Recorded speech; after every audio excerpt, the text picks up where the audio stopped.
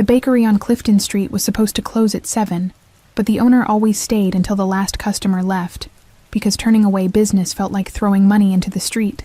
Golden light spilled through the windows onto rain-slicked pavement while the scent of vanilla and caramelized sugar drifted into the evening air. Most people hurried past with collars turned up against the October chill, but one woman stood outside the glass door with her hand resting on a small boy's shoulder. She seemed to be gathering courage for something, the way soldiers pause before stepping into contested territory. Inside, a man in an expensive charcoal suit sat in the corner booth with an untouched espresso growing cold in front of him. His presence filled the space with the kind of weight that made the baker glance his way every few minutes, though she couldn't have explained why if asked. The woman finally pushed open the door, and a small bell chimed with false cheerfulness that seemed to mock the tension in her posture.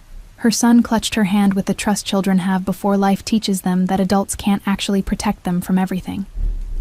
The boy's eyes went immediately to the display case where chocolate eclairs and raspberry tarts sat under warm lights like jewels in a treasure room.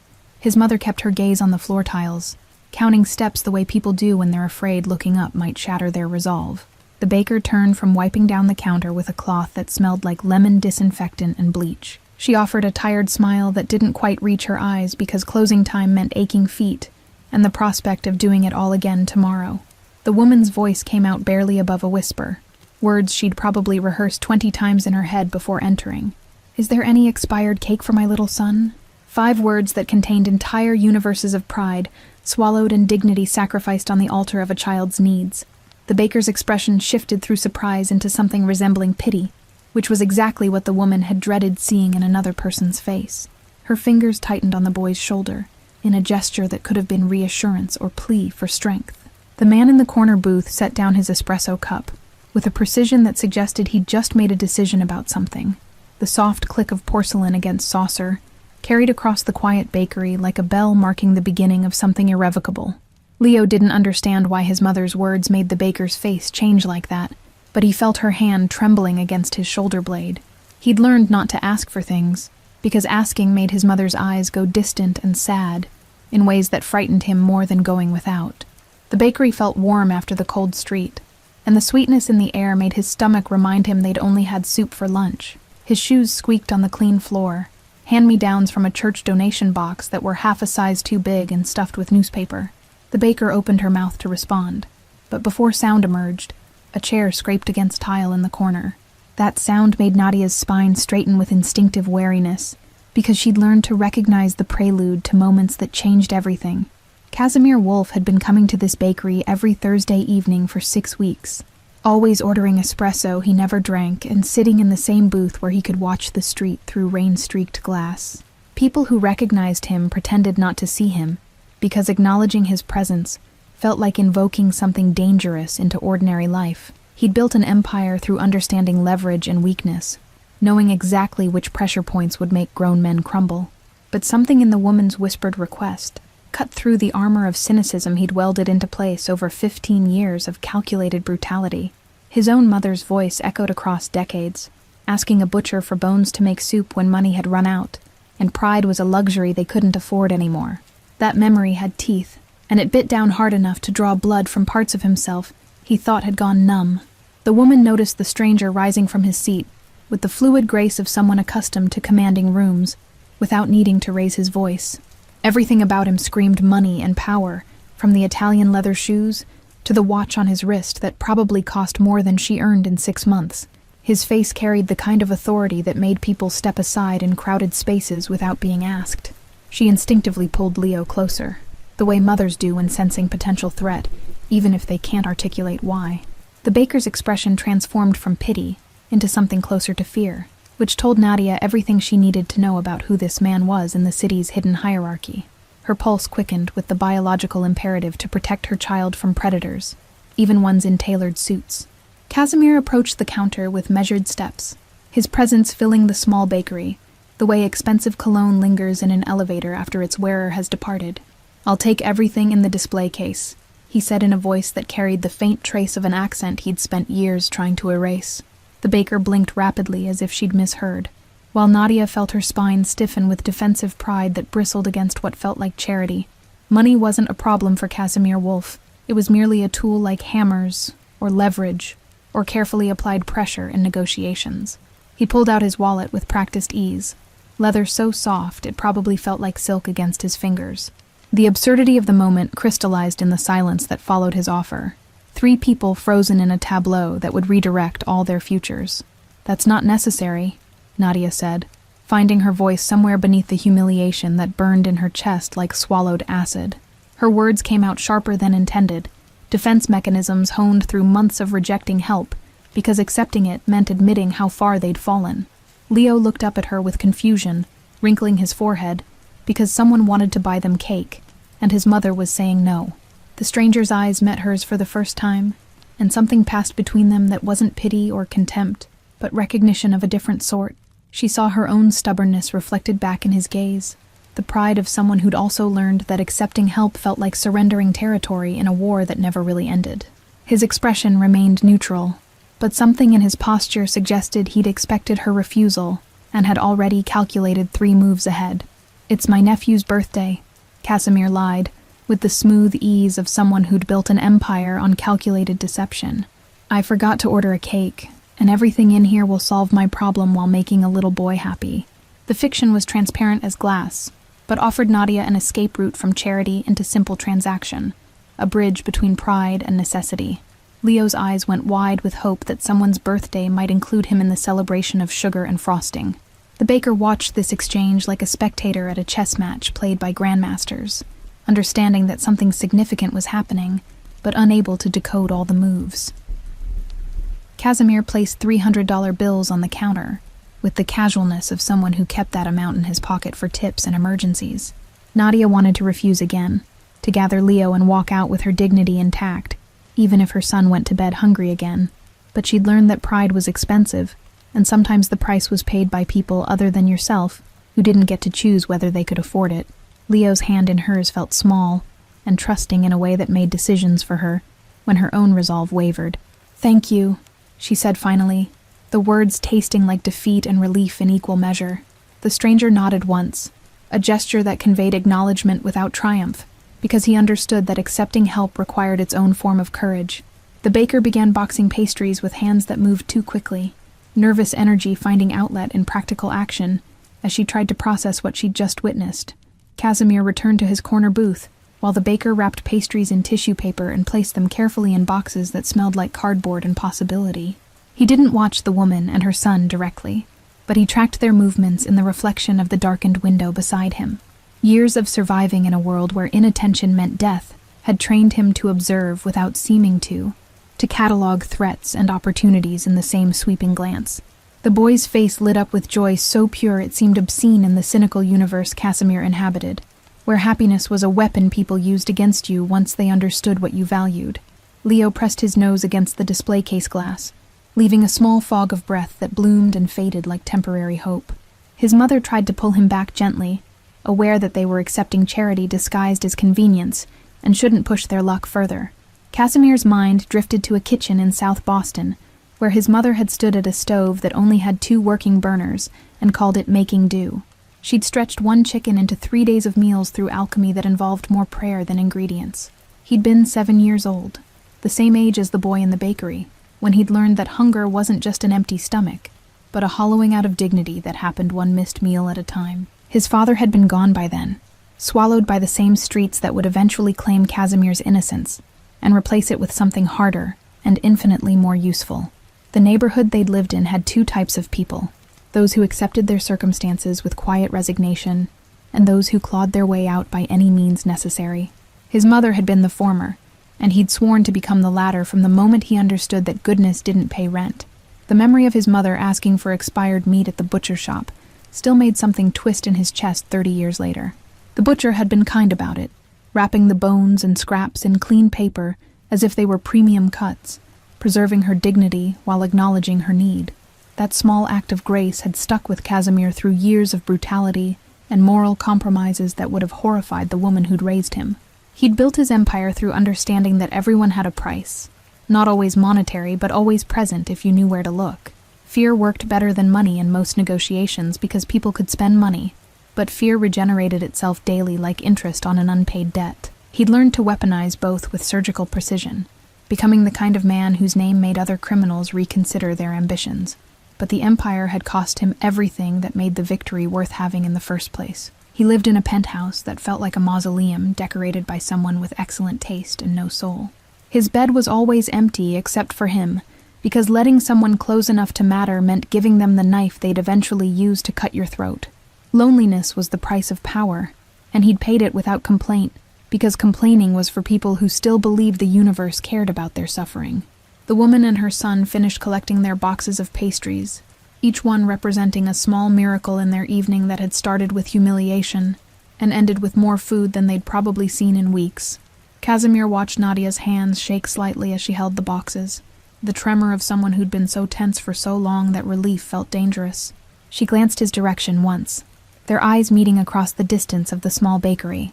What passed between them in that look transcended simple gratitude, because both recognized in the other a specific kind of survivor. She'd been knocked down by life and was still fighting to stand, while he'd clawed his way to the top and found the view disappointingly empty. Her struggle was ascending while his was finding something worth the climb. Two people on opposite trajectories of the same bitter journey through a world that rewarded ruthlessness over kindness.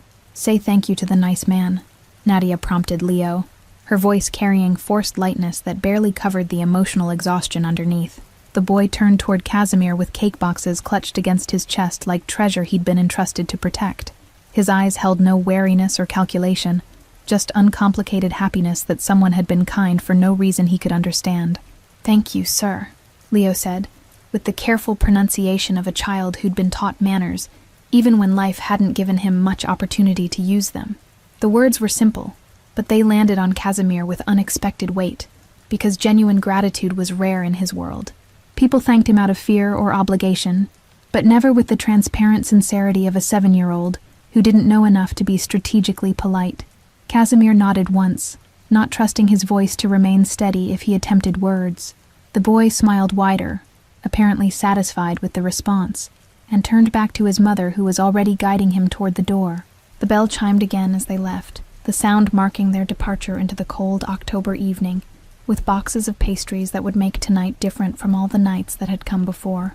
The baker stood behind her counter, looking like she'd witnessed something religious in its mystery, a transaction that followed no economic logic she understood. "That was kind of you, Mr. Wolf," she said carefully, using his name for the first time, though she'd always known exactly who he was. Her tone carried the practiced neutrality of someone who understood that complimenting dangerous men required delicate calibration. "Box up another dozen of whatever's left," Casimir said, ignoring her comment entirely. "Send it to the address I'm about to give you tomorrow morning." He pulled out his phone and typed quickly, then showed her the screen with an address in the subsidized housing district on the east side. The baker's eyes widened slightly, because that neighborhood was where hope went to die slowly over generations of inherited poverty. "Is there a name I should—" she began, but Casimir cut her off with a slight shake of his head. Anonymous generosity served multiple purposes, protecting both the giver and receiver from the complications that came with acknowledged debt. In his world, debts were currency more valuable than money, because they could be called in when circumstances required leverage. But this particular gesture existed outside that economy, a transaction he needed to remain uncounted in any ledger. He placed 2 more $100 bills on the counter to cover tomorrow's delivery and ensure the baker's discretion. Money bought silence more reliably than threats in most situations, and he preferred the former when possible, because fear made people unpredictable, while greed made them compliant. She took the bills without comment, understanding implicitly that some questions weren't meant to be asked by people who wanted to continue their comfortable ignorance. Casimir stood and buttoned his suit jacket with the automatic gesture of someone whose appearance was armor as much as vanity. The espresso on the table had gone completely cold, useless now like most things he paid for, but never actually consumed. His driver would be waiting outside in the black sedan with tinted windows, ready to transport him back to the penthouse where silence echoed off marble floors and floor-to-ceiling windows showed him a city he owned but didn't belong to. But before leaving, he paused at the counter and looked at the baker with an intensity that made her take an involuntary step backward. "The woman and her son," he said quietly, his voice carrying no threat but absolute certainty. "If they come in again, everything they want is already paid for. Don't tell them that. Just say the bakery has a policy about day-old items for families who need them." The baker nodded quickly, recognizing a command disguised as a request. She'd been running this bakery for 12 years, and had learned to read the subtleties of power that wealthy customers carried like cologne. This man wanted to help, but needed it to look like policy rather than pity, institutional kindness rather than personal intervention. She understood that distinction mattered in ways she couldn't fully articulate, but felt in her bones. "How long should I?" she started asking. But again he interrupted with a gesture that made words unnecessary. His hand moved to his inside jacket pocket and emerged with a business card that had only a phone number printed on expensive stock. No name or title to identify its owner. He placed it on the counter between them like a chess piece moving into strategic position. "Call that number when you need to restock what they take," Casimir said, his tone suggesting this wasn't a temporary arrangement, but a permanent infrastructure being built. "Someone will handle the billing directly. Keep your records clean, and your questions to yourself." The implications were clear. He was establishing a system that would outlast his personal attention, something that would continue functioning even after his interest inevitably moved elsewhere. The October night had teeth that bit through Nadia's thin jacket as she and Leo walked toward the bus stop 6 blocks away. The pastry boxes weighed almost nothing physically, but felt like they carried the concentrated mass of her entire emotional state. Leo chattered beside her with excitement that came in waves between bites of a chocolate eclair she'd let him eat, despite the sugar content and approaching bedtime.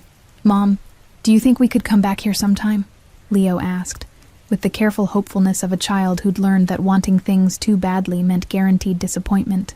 His words came out slightly muffled around chocolate and cream, face smeared with evidence of his happiness in a way that made Nadia's chest hurt. She wanted to promise him everything, but promises were luxuries for people who had control over their futures. "Maybe," she said, which was the word she used when yes felt like lying and no felt too cruel to say out loud. The bus stop bench was occupied by 2 teenagers sharing headphones and ignoring the world, so she and Leo stood under the shelter while wind found every gap in her clothing.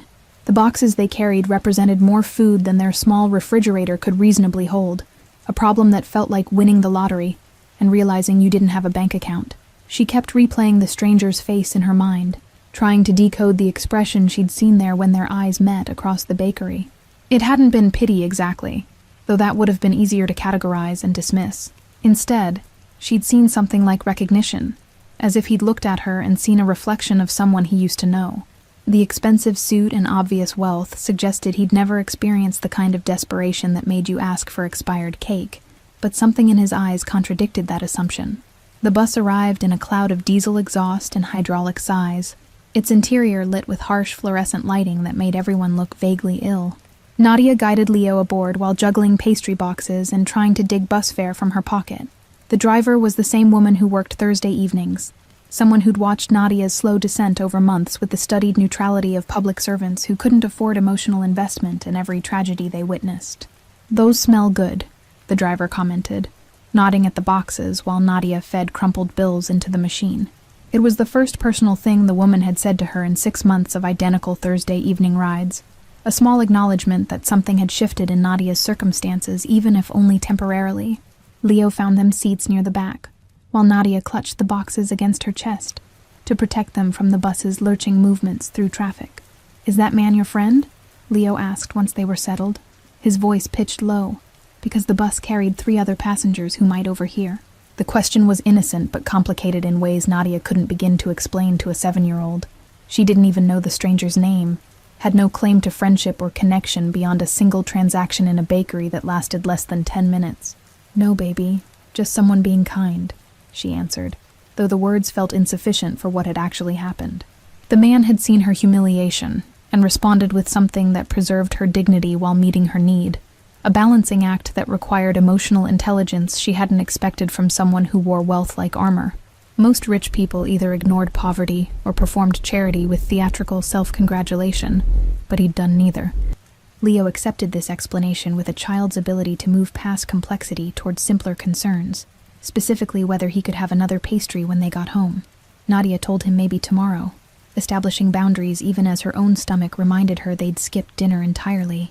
The bus rolled through neighborhoods that marked the city's economic geography, moving from the commercial district where bakeries sold $7 lattes toward the east side, where hope came in the form of check-cashing services and lottery tickets. Their apartment building came into view after 20 minutes of stops and starts, a 5-story structure that had been modern in 1970 and was now just tired. The lobby smelled like cleaning chemicals fighting a losing battle against decades of cooking odors and human occupancy. Their apartment was on the 4th floor, accessed by stairs because the elevator had been broken for 6 weeks, and the landlord's promises of repair had the hollow ring of lies everyone recognized, but couldn't challenge. Nadia's legs burned by the 2nd floor landing because malnutrition and stress had eroded her stamina down to fumes and willpower. Leo climbed ahead of her with the resilience of childhood, apparently fueled by sugar and excitement, rather than any reasonable energy source. She paused at the 3rd floor landing to catch her breath, leaning against the railing while holding pastry boxes that now felt considerably heavier than they had when leaving the bakery. "You okay, Mom?" Leo asked from several steps above, looking back with concern that children shouldn't have to feel for their parents. She nodded and continued climbing because the alternative was sitting down on concrete stairs that smelled like urine and defeat. The 4th floor hallway stretched before them with flickering fluorescent lights that made everything look like a crime scene waiting to happen. Their apartment was 4F, a 2-room space that generous people might call cozy, and honest people would recognize as cramped. Nadia unlocked 3 separate locks: the building's original, a deadbolt she'd installed herself, and a chain that made her feel marginally safer in a neighborhood where safety was relative rather than guaranteed.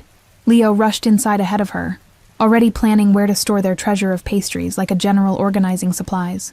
The apartment's main room served as kitchen, living room, and dining area through creative furniture arrangement and lowered expectations.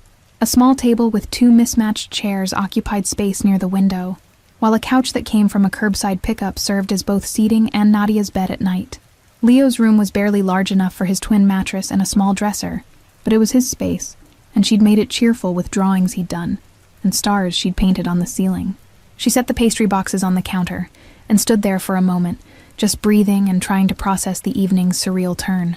24 hours ago, she'd been calculating whether they could afford to buy rice and beans to last the week. Now, their kitchen counter held enough pastries to feed them for days, acquired through a combination of humiliation and inexplicable kindness from a stranger whose motivations she couldn't begin to understand. "Can we save some for breakfast?" Leo called from his room where he'd gone to put away his jacket. The question was practical, showing the kind of strategic thinking that children developed when resources were consistently scarce. Nadia felt her throat tighten, because 7-year-olds should be planning play dates and worrying about homework, not rationing bakery items to maximize their duration. "We can save lots for breakfast," she called back, her voice steadier than her hands as she began transferring pastries to plates and covering them with plastic wrap. The apartment's small refrigerator couldn't hold everything, so she'd have to be strategic about what stayed out and what got preserved. Tomorrow she'd take some to her neighbor, Mrs. Chen, an elderly woman who'd been kind to Leo and sometimes watched him during Nadia's evening shifts at the diner. Sharing the windfall felt important somehow, a way of acknowledging that kindness received should ripple outward rather than being hoarded against future scarcity. She thought again about the stranger in the expensive suit, who'd probably forgotten about them already, moved on to whatever occupied the attention of men who could spend $300 without blinking. But something in his expression when he'd looked at her suggested he wasn't someone who forgot things easily, that he carried his own collection of memories that shaped his actions in ways that might not be immediately obvious. Leo emerged from his room in pajamas that were getting too small, another item on the mental list of things they needed but couldn't afford. He padded across the floor in bare feet and wrapped his arms around her waist from behind, a spontaneous gesture of affection that made everything else temporarily irrelevant. "Thank you for taking me to the bakery," he said against her back, words muffled by fabric and proximity.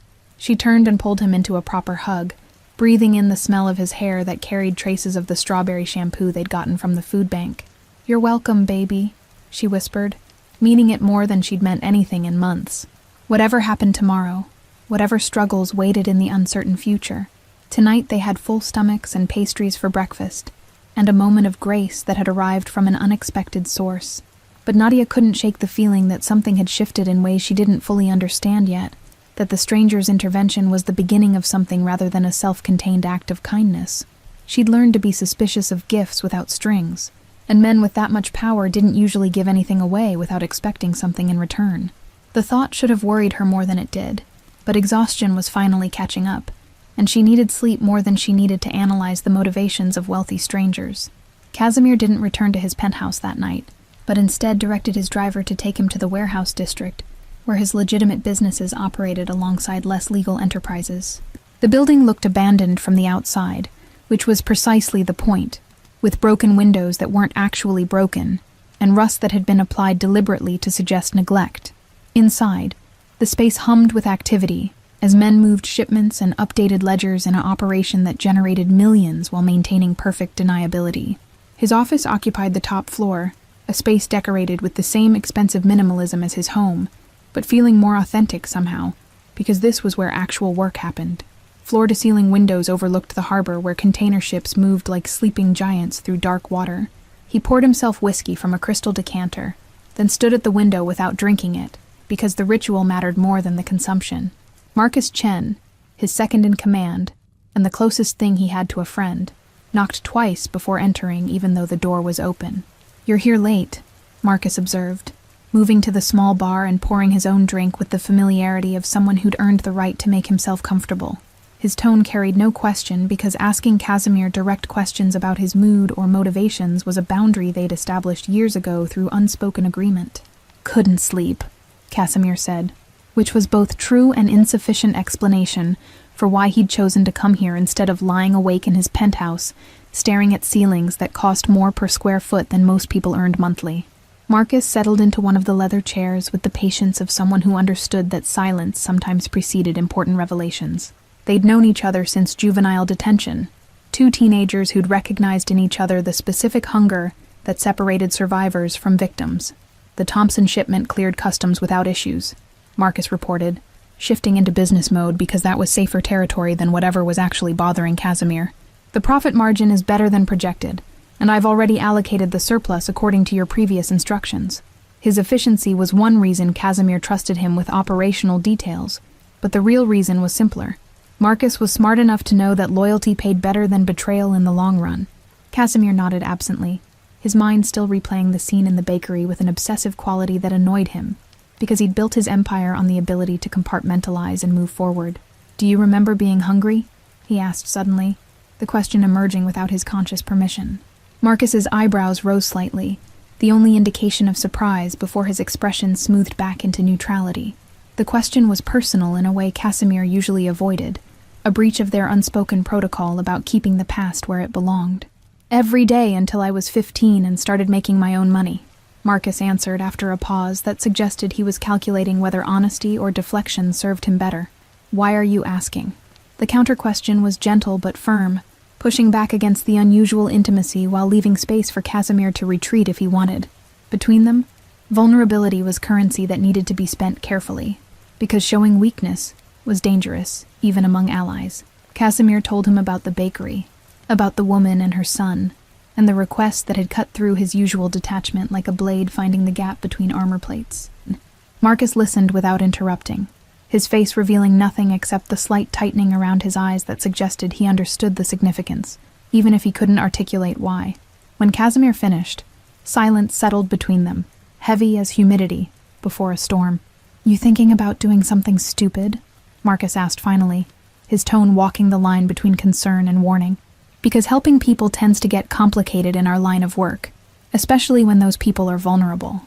The practical assessment was accurate, but irritating, because Casimir already knew all the reasons why getting involved was strategically unsound. Compassion was a liability in their world, something enemies could weaponize once they identified your pressure points. "I already set up an account at the bakery," Casimir admitted, which made Marcus's expression shift into something between resignation and exasperation. "Anonymous. The baker will make sure they're taken care of when they come back." He said it casually, as if establishing infrastructure for strangers was a normal Thursday evening activity, rather than the kind of sentimental gesture that contradicted everything he'd built his reputation on. Marcus took a long drink before responding, buying time to choose his words carefully. "You understand that kindness creates obligations even when you don't want it to," he said slowly, each word weighted with implications. "The woman finds out you're behind it, she'll either feel indebted or suspicious.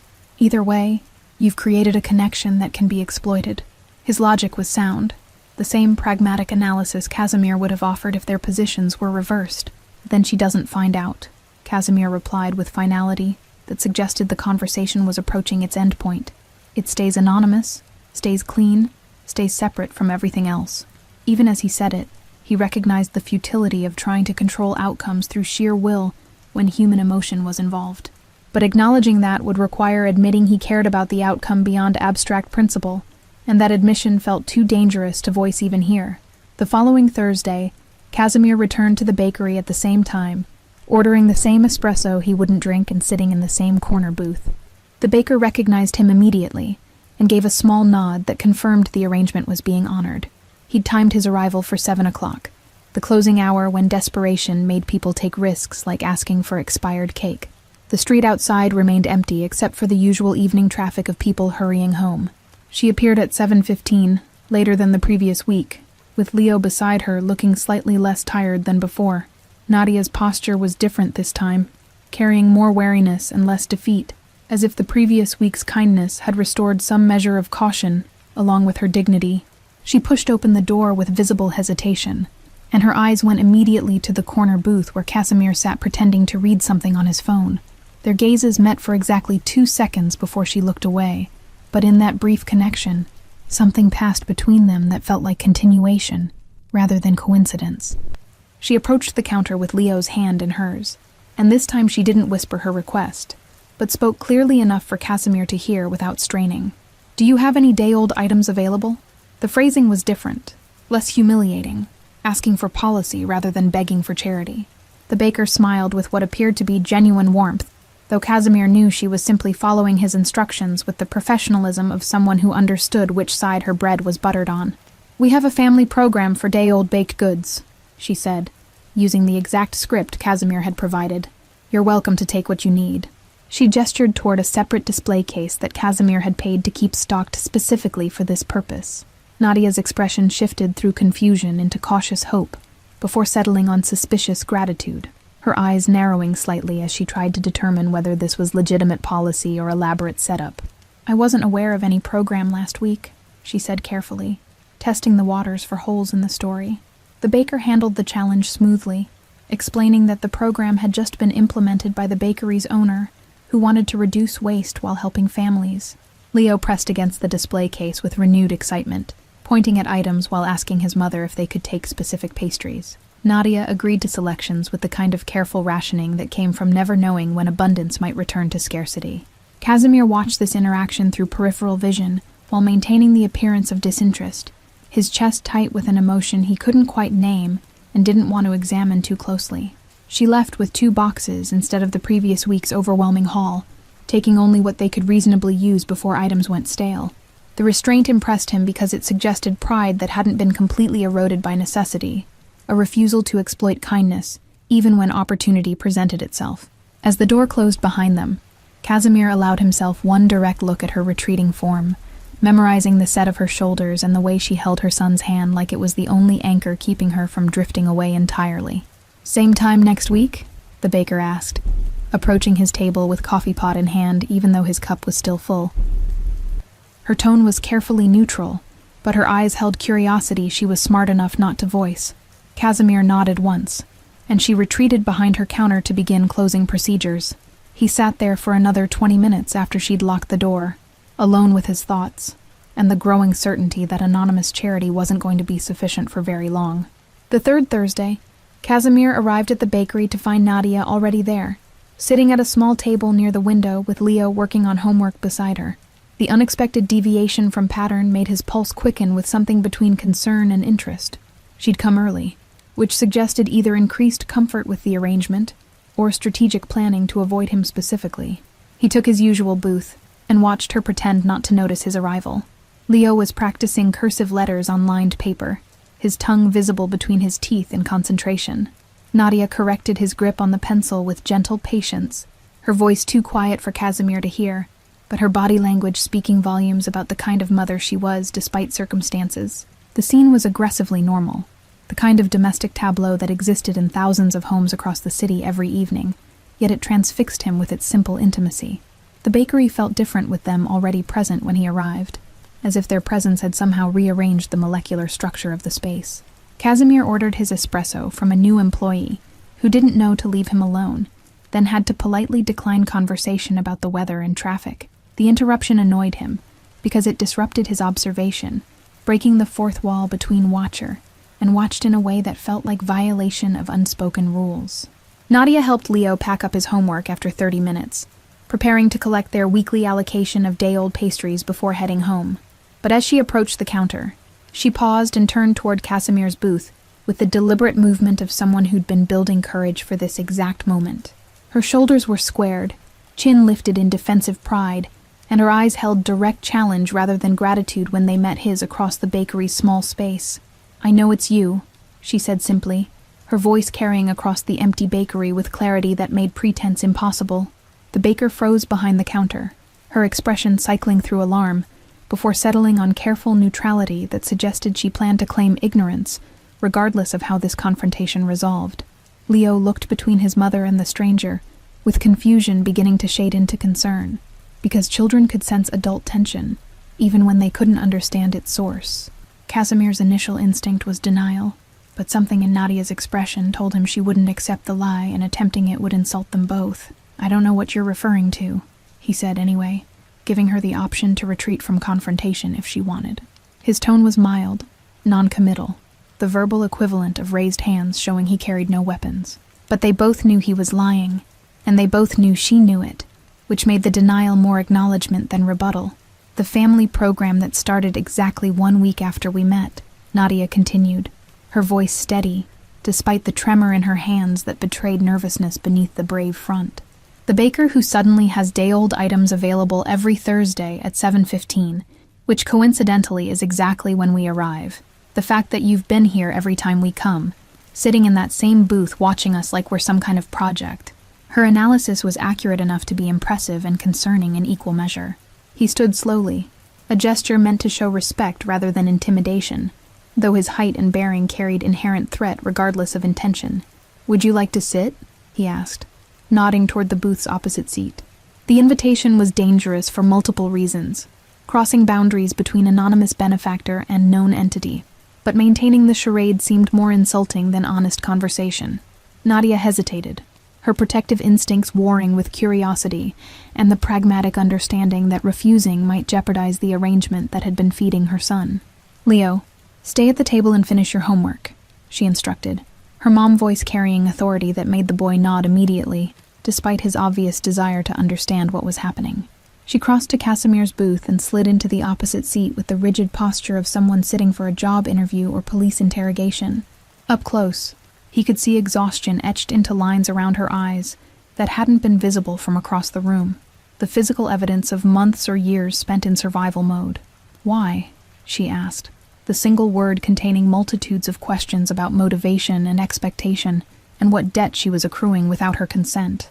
Her hands were clasped on the table between them, knuckles white with tension that belied her controlled expression. Casimir recognized the look, because he'd seen it on 100 faces across negotiating tables when people were trying to appear stronger than they felt. She was terrified, he realized, but refusing to let that terror dictate her actions. "Does it matter?" he countered, genuinely curious whether his motivation would change her acceptance of help. In his experience, people rarely looked too closely at gift horses when they were starving, preferring comfortable ignorance to uncomfortable truth. But Nadia didn't strike him as someone who chose comfort over clarity, which made her both admirable and exhausting in the way that principled people always were to pragmatists who'd abandoned principles as inefficient luxuries. "Yes," she said firmly, leaning forward slightly in emphasis, "because men like you don't do things without reason, and I need to know what you think I owe you." The directness was refreshing, even as it complicated everything, forcing him to articulate motivations he hadn't fully examined himself. She wasn't wrong about the transactional nature of his world, where every gesture accumulated interest that would eventually need to be paid. But this situation existed outside that economy, in a space he hadn't known was available until stumbling into it accidentally. "You don't owe me anything," Casimir said, meaning it more than he'd meant most true statements in his adult life. "I saw someone who needed help, and I was in a position to provide it. That's all." The explanation was technically accurate, but emotionally insufficient, skipping over the part where her whispered request had detonated something in his chest that had been dormant for decades. Admitting that would require vulnerability he wasn't prepared to offer to a stranger, even one whose desperation had somehow become his responsibility. Nadia studied his face with the intensity of someone trying to read a contract's fine print in dim lighting, searching for the catch that experience promised must exist. People don't help for no reason, she insisted, her certainty born from a lifetime of learning that altruism was a myth told by the secure to explain why they weren't helping more. Especially not people like you who wear watches worth more than I'll make in 5 years. So what do you actually want? The question hung between them, weighted with accusation and fear, and the desperate hope that maybe, impossibly, he might be the exception that proved the rule. Casimir felt the familiar urge to retreat behind the walls he'd built, to separate his public face from anything resembling authentic feeling. But something about her directness demanded equivalent honesty. Even if that honesty revealed more than was strategically wise, he took a breath and made a choice that would redirect both their trajectories in ways neither could fully anticipate. "I want to offer you a job," he said, the decision crystallizing even as words emerged. Marcus would call this stupid, probably correctly, but Casimir had spent 30 years making pragmatic choices that left him wealthy and isolated. Something legitimate, stable, with actual benefits, and a salary that would let you stop choosing between rent and food. The offer was impulsive by his usual standards, but felt inevitable somehow, as if the past 3 weeks had been building toward exactly this moment of intersection between her need and his resources. Nadia's expression cycled through disbelief into suspicion before landing somewhere near cautious interest. "Doing what?" she asked, her tone suggesting she expected the answer to reveal this as prelude to something inappropriate or illegal. Her guard was up, which was smart, because men in his position rarely offered women in hers legitimate employment, without strings attached that choked.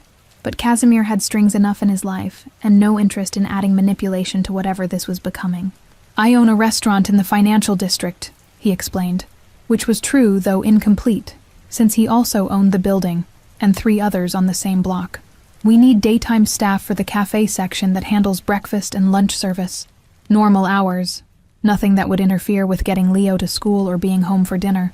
He was already mentally restructuring the business to create a position that would fit her circumstances, a habit of bending reality to accommodate his decisions that usually applied to less wholesome objectives. "Why would you do that?"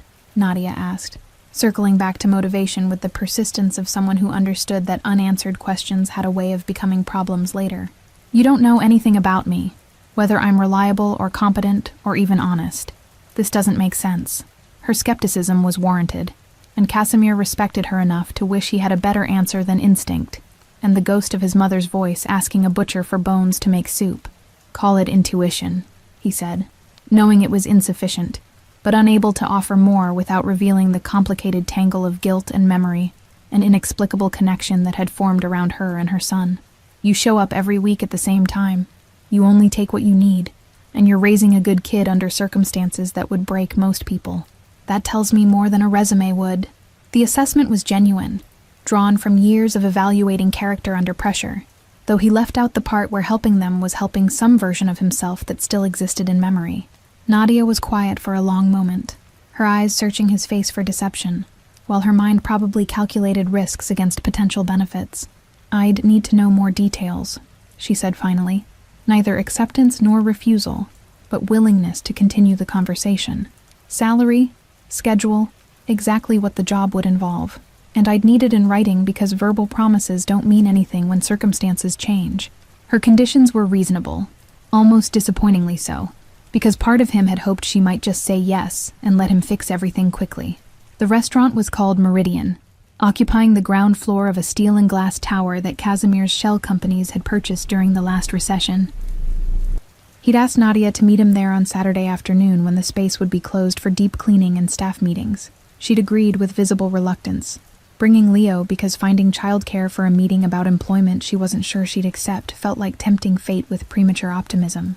The interior was elegant, without being ostentatious, decorated in warm neutrals with art on the walls that looked expensive because it was. Natural light flooded through floor-to-ceiling windows that overlooked a small park, where office workers ate lunch and pretended the city wasn't slowly crushing them.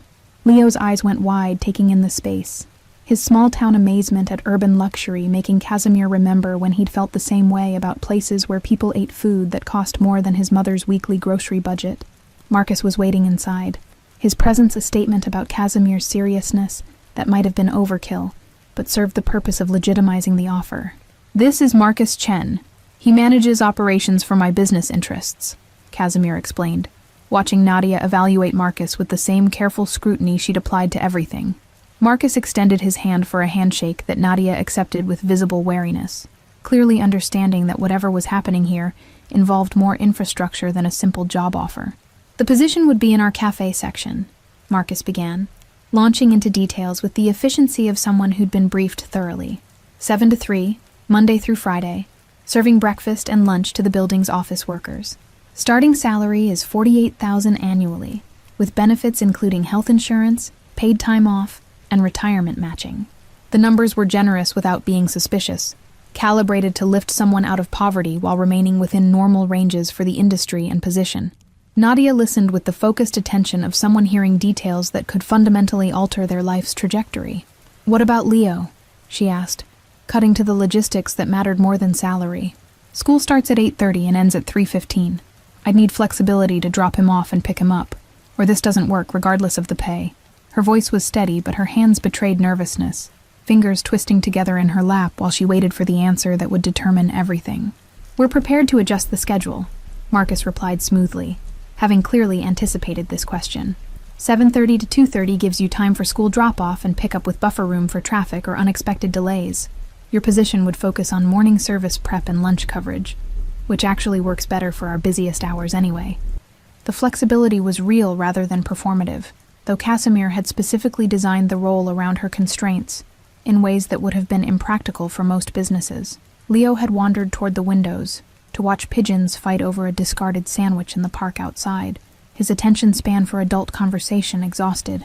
Nadia glanced at him periodically while processing information, her maternal radar operating even while discussing her own future. "And if he's sick, or school is closed, or there's some emergency," she pressed, drilling into the scenarios where theoretical flexibility would be tested against reality's complications. "Reasonable accommodation for parental responsibilities," Casimir interjected, wanting her to hear this directly from him, rather than filtered through Marcus's professional distance.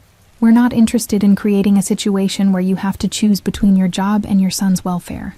That defeats the entire purpose of offering stability." His tone was firmer than intended, revealing more investment in her acceptance than was probably strategically wise. Nadia's eyes met his with an intensity that felt like she was trying to see through his skull into the motivations underneath. "This is real," she said, phrasing it as statement rather than question, but leaving space for confirmation. "Not some elaborate setup for something else. Not going to disappear when I show up for the first day. You're actually offering me a legitimate job with the salary and benefits and flexibility you're describing." The disbelief in her voice cut him because it reflected how thoroughly life had taught her that good things were usually traps in disguise. "It's real," he confirmed, holding her gaze steadily so she could search for deception and find none.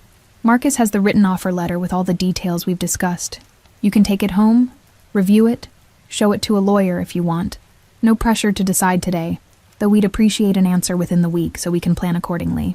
The timeline was reasonable, designed to give her space to make an informed decision without the duress of immediate pressure. Marcus produced an envelope from his briefcase with the theatrical timing of a magician revealing the prestige of his trick. Inside was a formal offer letter on company letterhead, professionally formatted with all the terms they'd discussed translated into legally binding language.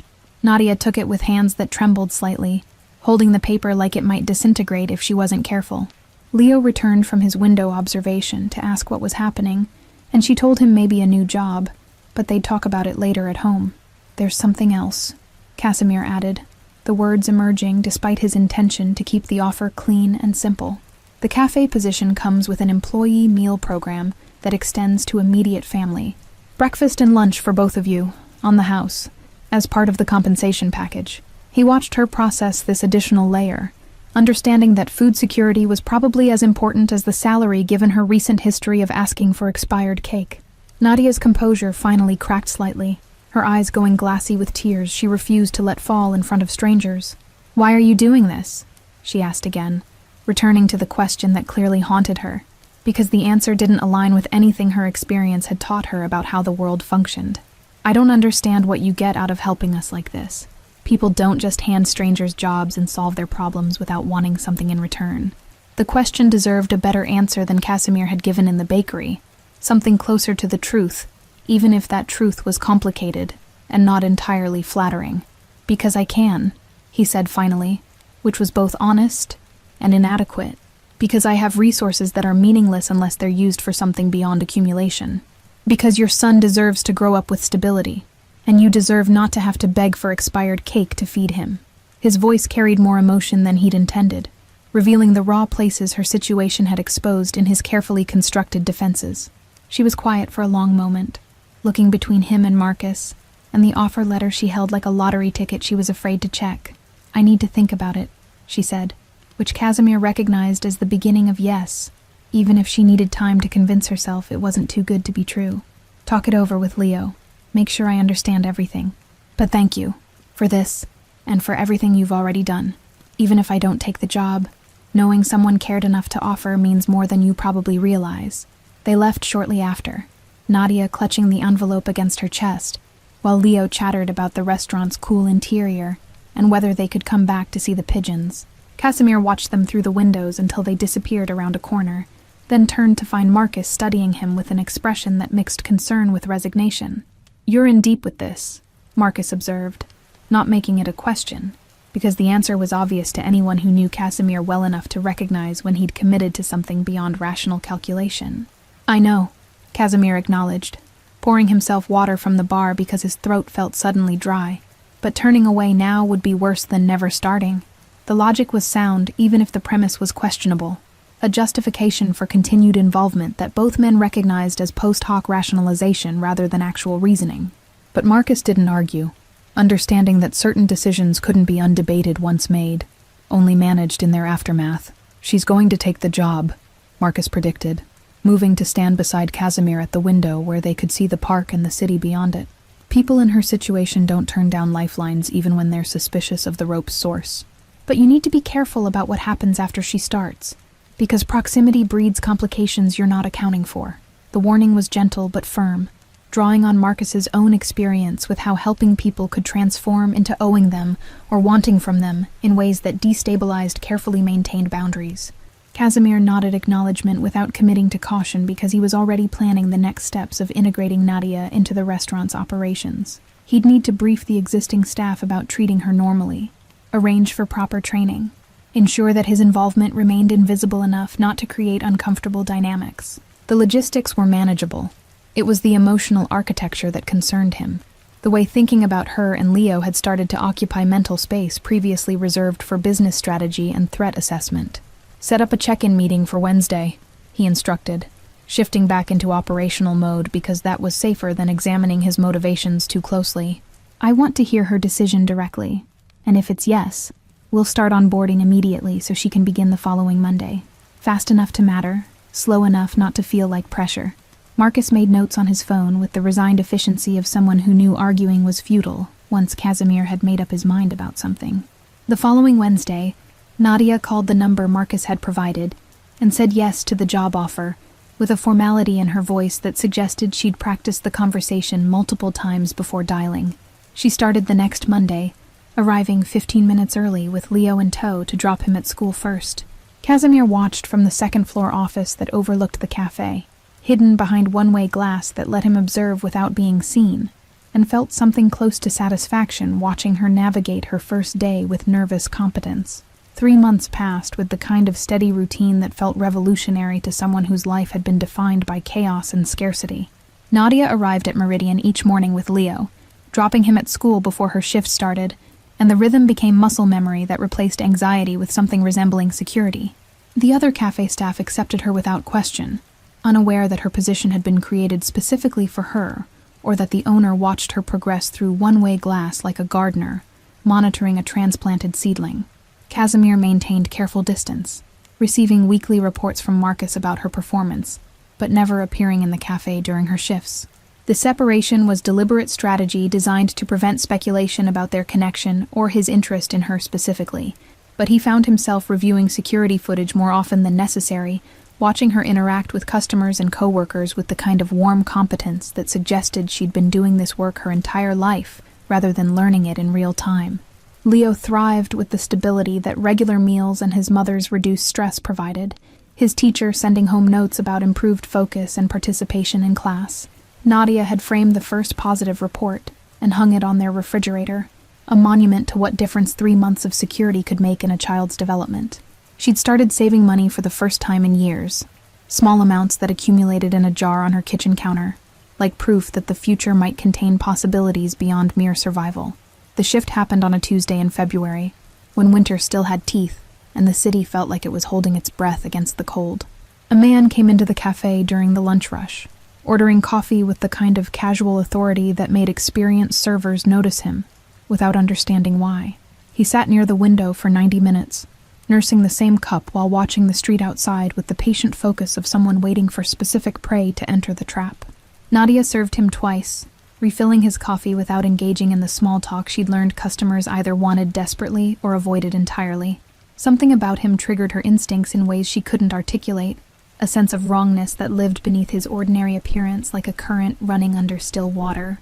He left a generous tip and departed without incident, but she mentioned him to Marcus during the end-of-shift briefing, because her survival skills had taught her that ignoring bad feelings led to worse outcomes. Marcus thanked her for the observation and made a note in his report, then spent the evening reviewing security footage with the kind of focused attention that suggested Nadia's instincts were worth respecting. The man's face was familiar in a way that made Marcus's pulse quicken with recognition, pulling up files from Casimir's extensive intelligence network. The identification took less than an hour. Vincent Torres, a mid-level enforcer for the Castellano family, who'd been quietly building his own power base through strategic violence and careful alliance building.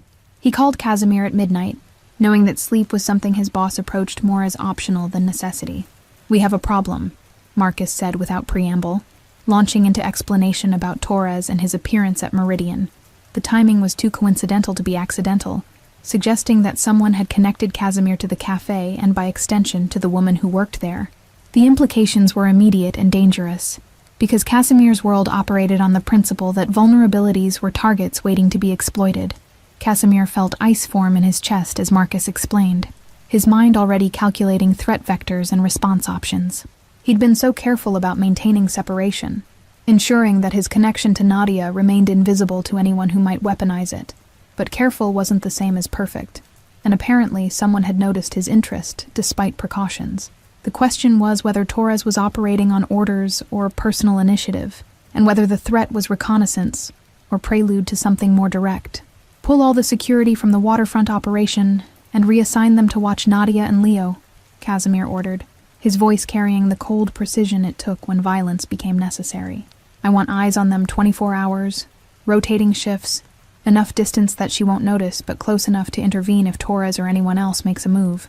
The resource reallocation was significant, pulling protection from business interests worth millions to guard 2 people who represented nothing except a complication he'd brought on himself. Marcus executed the orders without questioning the priorities, because he understood that arguing with Casimir about this particular vulnerability was pointless. The security team was briefed within hours, establishing surveillance perimeters around Nadia's apartment and Leo's school, with the kind of professional efficiency that came from years of protecting assets that couldn't protect themselves. Casimir spent the rest of the night in his office, reviewing everything he knew about the Castellano family and mapping the potential reasons they might target someone in his orbit. The Castellanos had been quiet competitors for years, operating in adjacent territories with enough mutual respect to avoid direct conflict. But recent expansion had brought their interests into collision over port access and distribution networks, creating friction that hadn't yet escalated into open warfare. Casimir had calculated that the situation could be managed through negotiation and strategic concession, but Torres's appearance suggested someone in their organization had decided intimidation was a more effective strategy than diplomacy. He could walk away from Nadia and Leo, terminate her employment with generous severance, and eliminate the vulnerability that Torres had apparently identified. The tactical logic was sound, sacrificing 2 civilians to protect broader interests, while removing the emotional complication that had been clouding his judgment for months. But the thought of abandoning them to whatever the Castellanos had planned made something in his chest constrict with an emotion that felt dangerously close to the loyalty he'd spent years learning to suppress as a liability. Instead, he called a meeting with Vincent Castellano himself, using back channels and mutual contacts to arrange a sit-down in neutral territory. The meeting was set for Friday evening at a restaurant in Little Italy that had been serving as Switzerland for organized crime negotiations since before either of them were born. Casimir prepared for the conversation by reviewing leverage points and mapping concessions he could offer that would satisfy Castellano's territorial ambitions while protecting what had inadvertently become his responsibility. The restaurant was called Fortunato's, occupying a corner building that had survived urban renewal through some combination of historical designation and convenient ownership. Casimir arrived with Marcus and 2 additional security, meeting Vincent Castellano's equivalent delegation in a private dining room that smelled like garlic and old wood and decades of deals made over plates of pasta. Castellano was in his 60s, silver-haired and impeccably dressed, carrying the kind of old-world authority that came from inheriting power rather than seizing it through violence. Castellano greeted him with professional warmth that suggested this was business rather than personal conflict. "I appreciate you reaching out directly, rather than letting our mutual misunderstanding escalate into something regrettable." The phrasing was diplomatic, acknowledging tension while framing it as miscommunication rather than aggression. They settled into chairs across a table that had probably hosted similar conversations between men who'd killed for less than what was currently at stake. "Your man Torres visited one of my establishments," Casimir said, choosing directness over the elaborate verbal dancing that sometimes preceded these negotiations. "I'm interested in understanding whether that was reconnaissance on your orders or freelance initiative that needs to be addressed." The question put Castellano in position of either owning the threat or dealing with an employee who'd exceeded his authority, both outcomes that served Casimir's immediate interests. Castellano's expression remained neutral, but something in his eyes suggested genuine surprise that was either authentic or masterfully performed. "Torres was following up on information that you've been personally invested in civilian assets, which struck me as unusual for someone of your reputation and operational security." The response confirmed that Casimir's connection to Nadia had been identified and analyzed, though the extent of their investigation remained unclear. "I wanted to understand what had inspired such uncharacteristic behavior before proceeding with our port negotiations. The explanation was reasonable, reconnaissance in service of broader business strategy rather than immediate threat. But Casimir recognized the implicit leverage in Castellano's words. He knew about Nadia and Leo, which meant they could be used as pressure points if negotiations went poorly. "My personal investments don't impact our business discussions," Casimir replied carefully, neither confirming nor denying the connection while making clear it was off limits. "The port situation can be resolved through reasonable compromise without involving civilians who have nothing to do with our respective operations." Castellano studied him with the assessing gaze of someone trying to determine how much pressure could be applied before something broke. "I'm not interested in creating unnecessary conflict," he said finally, which was the closest thing to concession Casimir was likely to receive. "But I need assurance that your personal complications won't interfere with business decisions that affect both our organizations. The port access needs to be resolved in the next 30 days, and I need to know you're approaching negotiations rationally rather than emotionally." The meeting continued for another hour, mapping out preliminary terms for port territory division and establishing framework for ongoing negotiation. Casimir agreed to concessions he'd planned to offer anyway, trading control of specific loading docks for assurance that Nadia and Leo would remain outside the Castellanos' area of interest. The agreement was verbal and provisional, backed by the understanding that violation would mean war neither side actually wanted, but both were prepared to wage if necessary. He left Fortunato's with the temporary security that came from buying time rather than solving problems permanently. Torres would be pulled back from surveillance, but the vulnerability remained as long as Casimir maintained connection to people who could be threatened or harmed to influence his decisions. The smart play was still walking away, eliminating the emotional attachment before it became fatal weakness. But Casimir had spent 30 years making smart plays that left him wealthy and isolated, and some irrational part of him refused to sacrifice the first genuine connection he'd felt since his mother died asking butchers for bones. Nadia noticed the security within a week, recognizing surveillance patterns from years of being watched by landlords who thought single mothers were flight risks, and bill collectors who believed persistence would eventually extract money that didn't exist. The watchers were more professional than those previous experiences, maintaining better distance and rotating frequently enough to avoid pattern recognition. But she'd developed instincts about being observed, an animal awareness that made her skin prickle when eyes were tracking her movements even from blocks away. She confronted Casimir on a Saturday morning, showing up at his penthouse building with Leo in tow, and telling the doorman she'd wait in the lobby until Casimir agreed to see her. The move was bold to the point of recklessness, crossing boundaries they'd maintained carefully since she'd started working at Meridian. But fear for her son overrode social calculation, maternal protection instinct, making her willing to risk whatever consequences came from forcing this confrontation. Casimir came down to the lobby rather than having her sent up, recognizing that her presence here meant something had fractured the careful separation they'd maintained. She looked angry more than frightened, which suggested she hadn't yet connected the surveillance to actual danger. Leo sat on a leather couch playing a game on Nadia's phone, oblivious to the tension radiating between the adults who were trying to have a private conversation in a space designed for visibility and traffic. "Someone's been following us," Nadia said without preamble, her voice low but intense. "Different people, but always someone watching. I thought I was being paranoid until Leo mentioned a man who was at the park by his school 3 days in a row." Her observation skills were sharper than Casimir had anticipated, compromising the security arrangement's effectiveness while confirming his decision to implement protection had been necessary. She deserved explanation, but the truth was complicated in ways that might make everything worse. "You're not paranoid," Casimir acknowledged, making the calculation that partial honesty served better than lies that would eventually unravel. "The surveillance is mine. Protection I arranged because someone took interest in you specifically because of your connection to me." He watched her process this information, seeing the moment when fear overtook anger as she understood the implications. Her life had intersected with his in ways that brought danger along with opportunity, and now her son was vulnerable because of proximity to a world she'd never chosen to enter. "What kind of interest?" she demanded, her voice climbing slightly before she forced it back down to avoid drawing attention from the doorman who was pretending not to listen. "Who are these people, and why would they care about someone who serves them coffee?" The questions were reasonable, deserving answers that Casimir wasn't sure he could provide without revealing more about his business than was safe for either of them. But she was owed truth after he'd brought this threat into her life through his own failure to maintain proper distance. He suggested they move to the coffee shop across the street where conversation could happen without lobby acoustics carrying every word to interested parties. Nadia agreed reluctantly, collecting Leo, and following Casimir into morning sunlight that felt too cheerful for the discussion they needed to have. The coffee shop was generic corporate aesthetic, all blonde wood and indie music, anonymous enough to discuss things that required privacy. They settled at a corner table while Leo demolished a chocolate muffin with the focus of someone who'd learned not to waste opportunities for treats.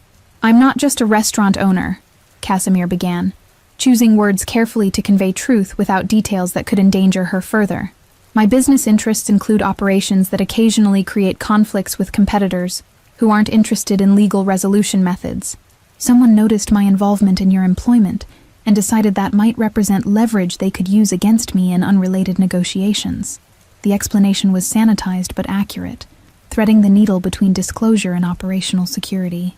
Nadia's face went through several expressions before settling on grim understanding. "Your mob," she said flatly, not making it a question because the pieces had apparently assembled themselves into inevitable conclusion. "The expensive clothes, the way people react to you, having resources to just create jobs and arrange security. I should have figured it out sooner, but I wanted to believe the help was what it appeared to be, rather than something with complications attached." Her tone carried disappointment that cut deeper than anger would have. "The help was genuine," Casimir insisted, leaning forward to emphasize sincerity. "What I offered you had nothing to do with my other business, and the complications came from my failure to anticipate that helping you would make you visible to people who look for vulnerabilities." His chest felt tight with guilt that was unfamiliar and unwelcome. Recognition that his good intentions had created exactly the kind of danger he'd spent his career learning to avoid or neutralize through preemptive violence. She was quiet for a long moment, watching Leo methodically pick chocolate chips out of his muffin and eat them individually. "So what happens now?" she asked finally, her voice carrying exhaustion that went beyond the physical. "Do I quit the job, move to a different city, spend the rest of my life looking over my shoulder wondering if the help you offered is going to end up getting us killed?" The scenarios she outlined were valid concerns, reasonable conclusions drawn from insufficient information about how completely Casimir had already moved to neutralize the threat. "The situation has been addressed," Casimir said, meaning the meeting with Castellano and the agreements they'd reached. "The people who took interest have been made to understand that you're off limits, that any action against you would have consequences they're not willing to face." The surveillance will continue for the next month to ensure compliance, but you're not in danger. He believed this was true, though certainty was elusive in a world where agreements held only as long as mutual interest aligned. Nadia absorbed this with the skepticism of someone whose life had taught her that powerful people's assurances meant nothing when circumstances changed. And if they decide those consequences are worth it, she pressed, drilling into the scenario that kept her awake at 3 a.m. What happens to Leo if someone decides that getting to you is worth going through me? The question hung between them, heavy with implications about responsibility and the price other people paid for his choices.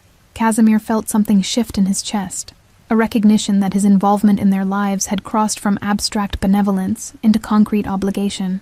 "Then I'll handle it," he said quietly, the words carrying weight of promise rather than empty reassurance. "Whatever it takes, whatever I have to do, you and Leo will be protected. That's not negotiable or conditional. It's simply what will happen." The commitment was dangerous, creating vulnerability in himself that contradicted everything he'd learned about survival in his world, but walking away now would make him complicit in whatever happened next. The weight of his declaration settled between them like a contract written in something more binding than ink, witnessed by the oblivious child destroying a muffin 3 feet away. Nadia understood instinctively that men like Casimir didn't make promises lightly, because their word was currency in a world where broken commitments could mean death. She'd spent months observing him from the cautious distance of employee to employer, cataloging the small gestures that revealed character beneath the expensive suits and controlled demeanor. The way he never raised his voice even when frustrated, how he remembered staff birthdays without being reminded, the fact that he'd created an entire job position rather than simply handing her charity that would have felt like pity. These details had accumulated into a portrait of someone whose capacity for violence existed alongside genuine desire to protect rather than harm, a duality that should have terrified her, but instead felt like the most honest thing anyone had offered in years. Casimir watched her process his promise, seeing the moment when fear transformed into something that looked dangerously close to trust, despite every rational reason she had for withholding it. The coffee shop around them continued its morning routine, people ordering lattes and checking phones while completely unaware that life-altering negotiations were happening at the corner table. He thought about his mother again, how she'd trusted the butcher's kindness enough to keep returning week after week until circumstances changed, and she no longer needed expired meat wrapped in clean paper. That trust had been rewarded with consistent dignity, a small mercy that had shaped Casimir's understanding of what power could be used for beyond accumulation and intimidation.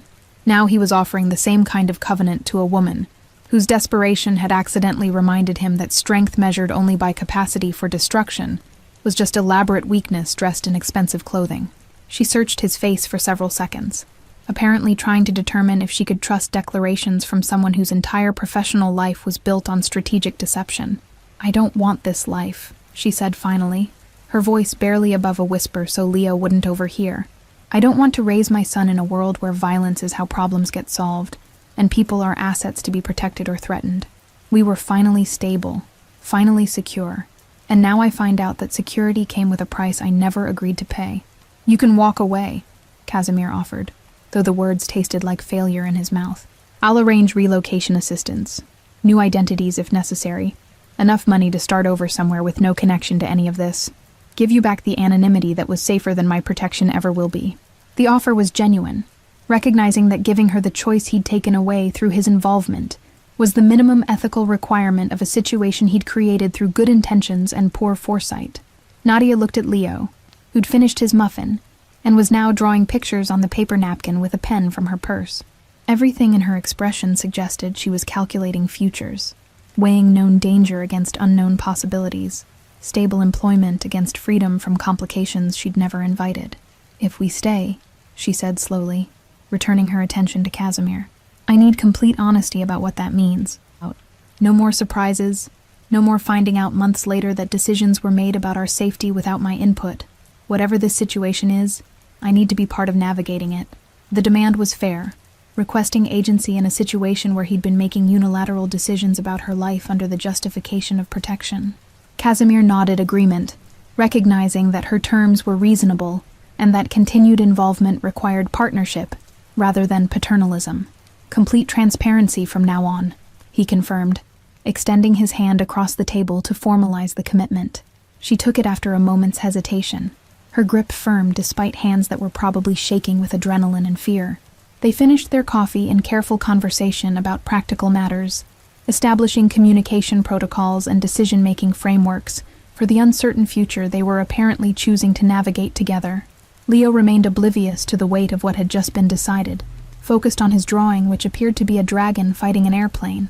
When they finally left the coffee shop, Nadia walked differently, her posture carrying awareness of the security that followed at a distance, while her hand on Leo's shoulder suggested renewed determination rather than defeat.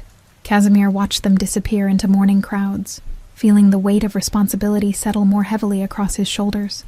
He'd spent 3 decades building power through strategic ruthlessness, learning to see people as assets or obstacles rather than individuals deserving care. But Nadia and Leo had somehow bypassed those defenses, becoming real in ways that made their safety feel more important than the empire he'd sacrificed everything to build.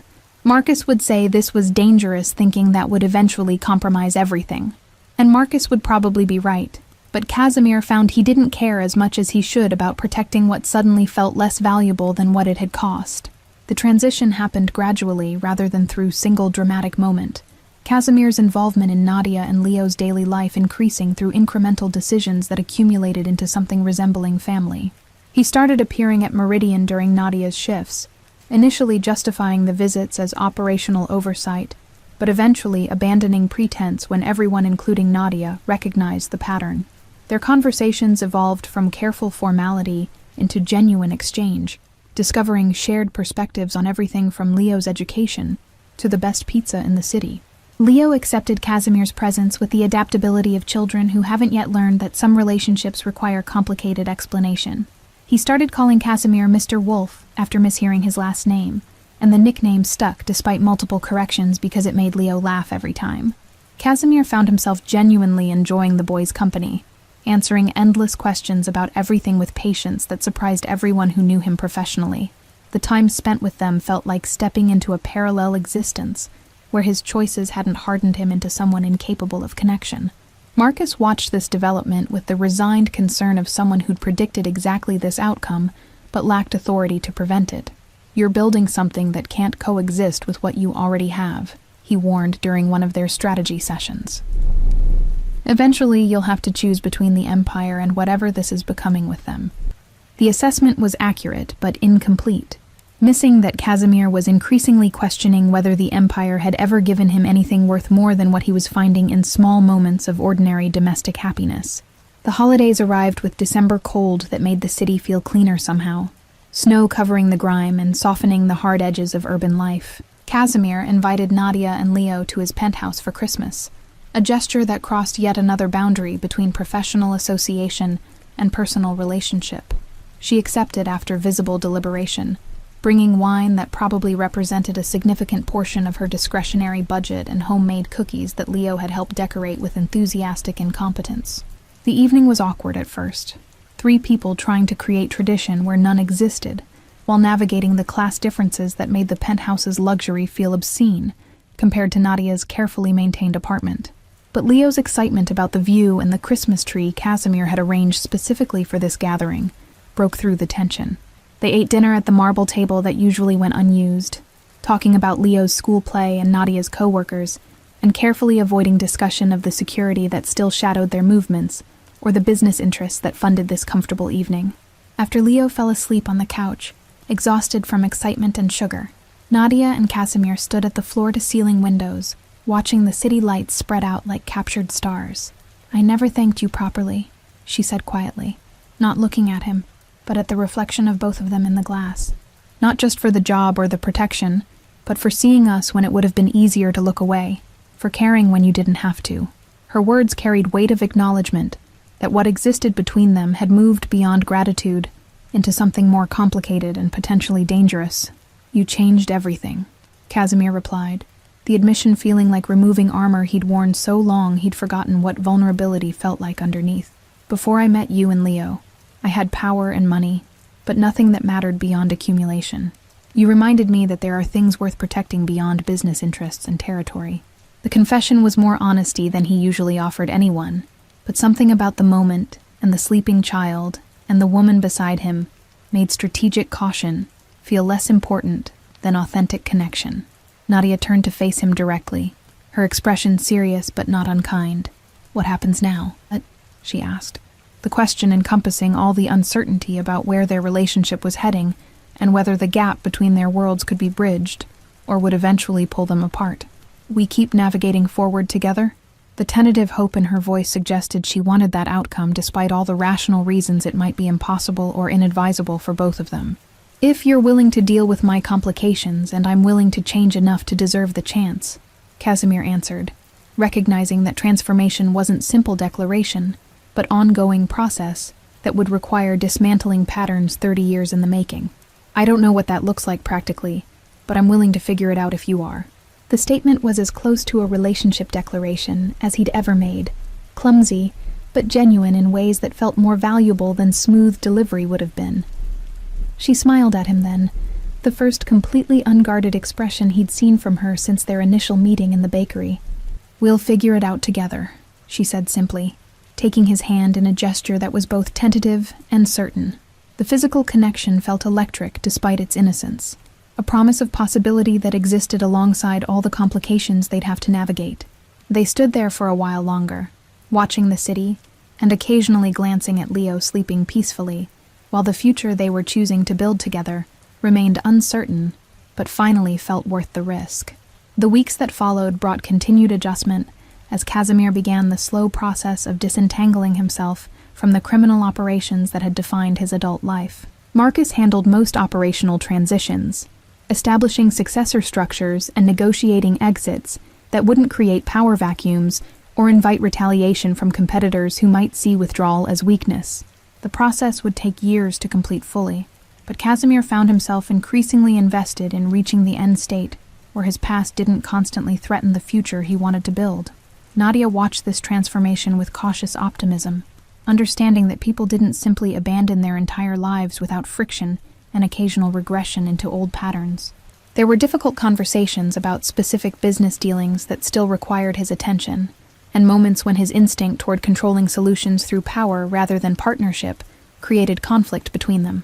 But she also saw genuine effort toward change, witnessed him consulting her about decisions that affected all of them rather than making unilateral choices justified by protection or experience.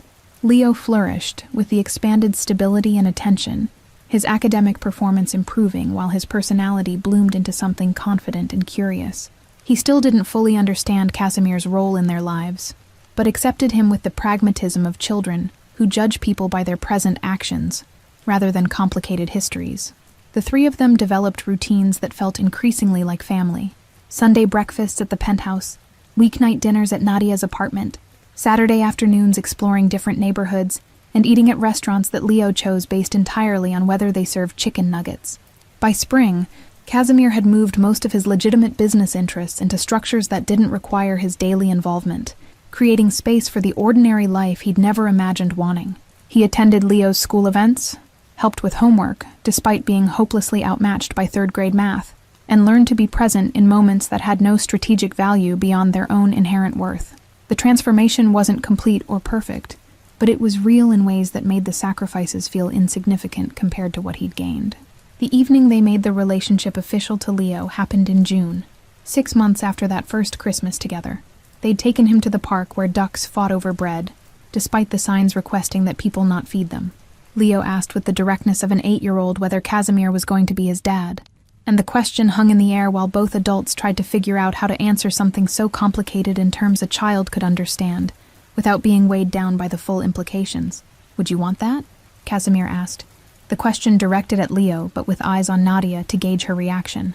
The boy nodded enthusiastically, apparently having given this consideration already, and reached his own conclusion about desirable outcomes.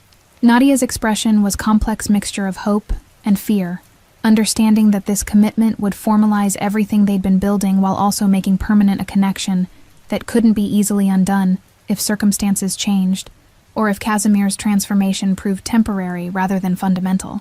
"Then yes," Casimir said, the simple affirmation carrying weight of promise about futures he couldn't completely control but was choosing to commit to anyway. "I'd like that very much." Leo launched himself at Casimir with the full-body hug of someone who'd been waiting for permission to express affection without reservation. Nadia watched with tears streaming down her face, not bothering to wipe them away, because sometimes happiness demanded visible acknowledgement, even in public spaces where strangers might witness vulnerability. The practical details took months to arrange, legal structures and family court proceedings that transformed informal relationship into official guardianship. Marcus handled most paperwork with the efficiency of someone deeply invested in Casimir's happiness, even while privately concerned about the complications this created.